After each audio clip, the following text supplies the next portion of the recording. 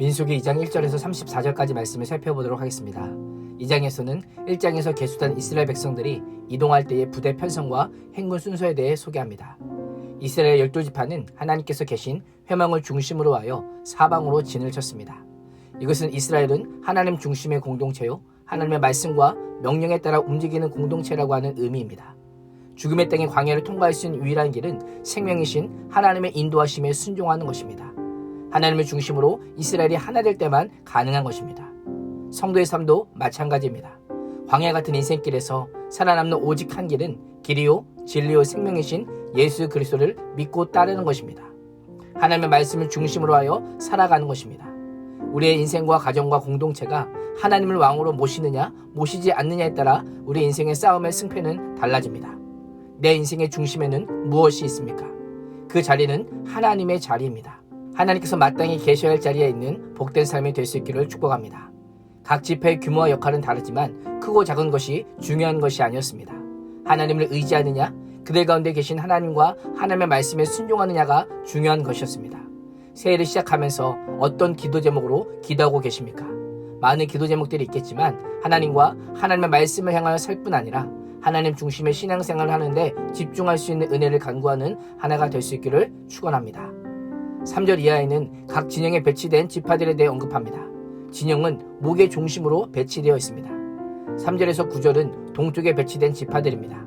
회막의 동쪽은 가장 중요한 곳으로 회막의 입구가 있기에 아론과 제사장들이 지키고 있는 곳입니다. 유다 지파를 중심으로 양옆에 이사갈과 스불론 지파가 위치합니다. 이 세 지파는 모두 레아에게서 태어난 자손들입니다. 가장 중요한 자리에 유다 지파가 위치하므로 이스라엘의 모든 지파는 유다 지파가 이끄는 대로 행군해야 했습니다. 어떻게 유다 지파가 이런 영광을 누릴 수 있었을까요?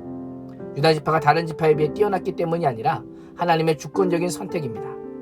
진 배치와 행군 순서는 각 지파의 규모나 세력이 아니라 전적인 하나님의 뜻에 따라 배치되었습니다. 10절에서 16절은 남쪽에 배치된 지파들입니다. 민수기에서는 동, 남, 서, 북의 순서로 사방을 언급합니다. 동쪽 다음에 중요한 방향은 남쪽입니다. 르우벤을 중심으로 그 곁에는 시므온 지파와 갓 지파가 함께 있습니다. 이동할 때는 동쪽에 있는 유다 지파 진영 뒤를 이어 성막 바로 앞에서 행진하였습니다. 17절에 보면 레위인은 이스라엘 진 중앙에서 행진하였습니다.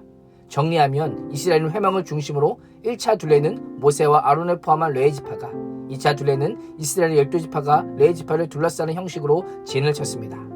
레위 지파의 말과 행동을 모두 이스라엘 백성들이 보고 있었을 것입니다. 레위 지파 일거수일투족이 이스라엘 백성들에게 영향을 끼칠 수밖에 없었습니다.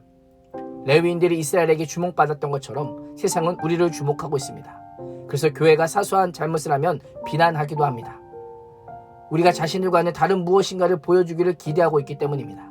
복음의 빛을 사람 앞에 비치게 하여 세상이 우리의 행실을 보고 하늘에 계신 아버지께 영광을 돌리는 삶이 될 수 있기를 축복합니다. 18절에서 24절은 서쪽에 배치된 지파들입니다. 서쪽에는 에브라임 지파를 중심으로 므낫세와 베냐민 지파가 위치합니다. 이들은 남쪽에 르우벤 진영의 뒤를 이어 성막 바로 뒤에서 행진합니다. 25절에서 31절은 북쪽에 배치된 지파들입니다. 단 지파를 중심으로 아셀 지파와 납달레 지파가 함께합니다. 이들은 가장 뒤편에서 행진합니다. 행군할 때에는 모세와 아론과 언약궤를 선두에 세우고 그 다음에는 동쪽에 배치된 유다 지파를 포함한 세 지파, 다음에는 레위 지파의 게르손과 무라리 자손, 다음에는 남쪽에 배치된 르우벤 지파를 포함한 세 지파, 그 다음에는 레위 지파 고핫 자손과 서쪽에 배치된 에브라임 지파를 포함한 세 지파와 마지막으로는 북쪽에 배치된 단 지파를 포함한 세 지파 순으로 행군하였습니다. 34절은 이스라엘 자손이 여호와께서 모세에게 명령하신 대로 다 준행하여 각기 종족과 조상의 가문에 따르며 자기들의 길을 따라 진치기도 하며 행진하기도 하였더라 라고 말씀합니다. 진 배치와 행군 순서 등 모든 과정이 하나님께서 명령하신 대로 그대로 조금도 지체되지 않고 그 즉시 곧바로 실행되었음을 말씀하고 있습니다. 성도의 가장 아름다운 모습은 하나님의 말씀에 철저하게 순종하는 것입니다. 자신의 권리와 이익을 주장하였다면 온갖 불평과 원망으로 가득할 상황임에도 불구하고 원망이나 불평 없이 가장 강력한 진을 구축하였습니다. 순서에 따라 질서 정연하게 행군할 수 있었던 것입니다. 무질서와 혼돈이 가득한 광야와 세상에서 하나님의 말씀이 곧 질서입니다. 하나님의 명령에 따라 모이고 흩어지고 말씀에 따라 전진하고 멈추기를 반복하는 것이 복된 인생인 것입니다. 올 한 해 세상의 통념과 방식으로 살아갈 것을 유혹받을 때마다 이 말씀을 기억하십시오. 우리의 모든 삶과 인생의 중심은 성막, 곧 하나님의 중심이어야 합니다. 언제나 어디서나 다른 곳으로 이동할 때도 언제나 하나님 중심으로 살아가야 하는 것입니다. 하나님의 중심으로 하나님의 말씀에 따라 움직이는 것은 우왕좌왕하거나 혼란스러운 것이 아닙니다. 가장 완전하고 안전한 하모니입니다.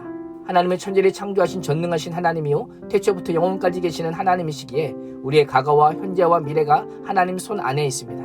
광야 같은 인생에서 약속의 땅 가나안에 이르기까지 하나님 중심의 회막을 중심으로 인생의 행진을 하는 복된 한 해가 될 수 있기를 주님의 이름으로 축원합니다. 기도하겠습니다. 하나님, 광야 같은 인생길을 가장 안전하고 행복하게 살 수 있는 길을 우리에게 알려주심에 감사합니다. 우리도 하나님 중심으로 회막을 향하여 살게 하여 주시고 어떻게 인생에 진을 치고 어떤 순서로 살아가야 될지 친히 그 길을 알려주사 하나님의 명령대로 준행하는 복을 누리게 하여 주시옵소서. 예수님의 이름으로 기도합니다. 아멘.